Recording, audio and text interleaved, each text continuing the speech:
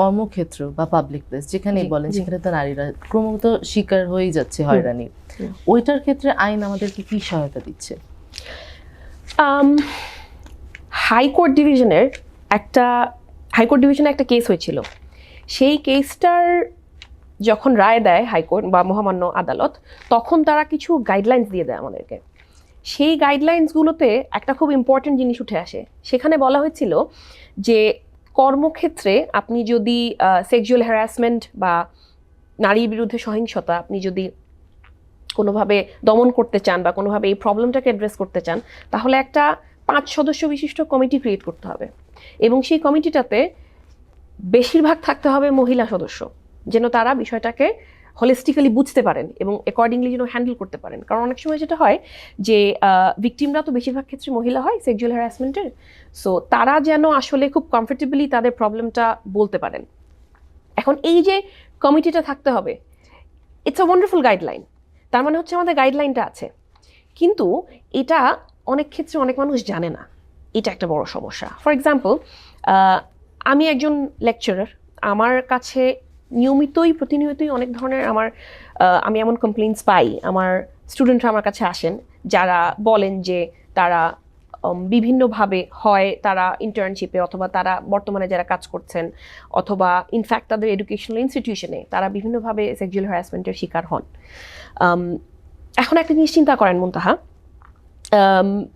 আমার যারা ছাত্রী তারা বাংলাদেশের খুব নামকরা একটা প্রতিষ্ঠানে পড়াশোনা করছেন।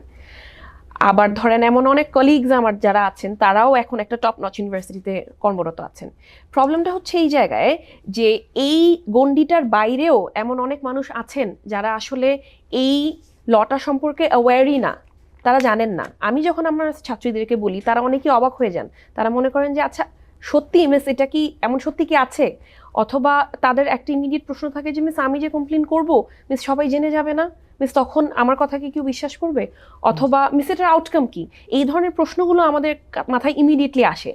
সো প্রথম গ্যাপটা হচ্ছে আমাদের নলেজে, আমরা জানিই না যে এরকম কিছু আছে। অথচ আপনি যদি কখনো নর্থ সাউথের গার্লস লাউঞ্জে গিয়ে দেখেন তাহলে দেখবেন এরকম একটা বক্স আছে।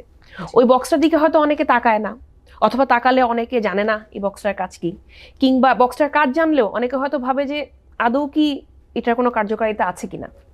But let me tell you, এই কমিটিটা বেশ অ্যাক্টিভ এবং এটার বেশ পজিটিভ আউটকামস রয়েছে। তো এরকম বিভিন্ন কর্মক্ষেত্রে আছে যেটা সম্পর্কে সেই অফিসে বা সেই অর্গানাইজেশনে যারা চাকরি করেন তারাই জানেন না, এবং এমন অনেক অর্গানাইজেশন আছে যেখানে এই কমিটিটা নেই। সো ইমপ্লিমেন্টেশনের ক্ষেত্রে একটা বড় গ্যাপ দেখা যায়। তো আপনি এই যে পাবলিক স্ফেয়ার বা কর্মক্ষেত্রে নারীর প্রতি সহিংসতার যে প্রশ্নটা আপনি করলেন, এখানে প্রথমে হাইকোর্টের গাইডলাইনটা ছিল হচ্ছে শুধুমাত্র কর্মক্ষেত্র নিয়ে, পরবর্তীতে সেখানে এডুকেশনাল ইনস্টিটিউশন অ্যাড করা হয় এবং তার পরবর্তীতে সেখানে পাবলিক স্ফেয়ারও নিয়ে আসা হয়। এর পাশাপাশি যৌন হয়রানি যে হয় এটাকে প্রিভেন্ট করার জন্য একটা খসড়া আইনও বানানো হয়েছে, যেটা এখনো পাশ করা হয়নি। সো যদি পাশ করা হয়ে যায় তাহলে হাইকোর্টের গাইডলাইনের পাশাপাশি we will have our own law, যেটা তখন সেক্ষেত্রে অ্যাপ্লিকেবল ল হবে।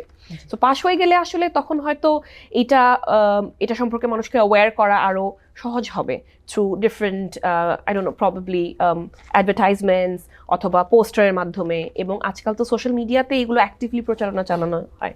সো সোশ্যাল মিডিয়ার মাধ্যমে হয়তো এই ব্যাপারে অ্যাওয়্যার করা তখন সম্ভব হবে আরও বেশি, যেটা কিনা এখন হয়তো সম্ভব হচ্ছে না টু সাম এক্সটেন্ট।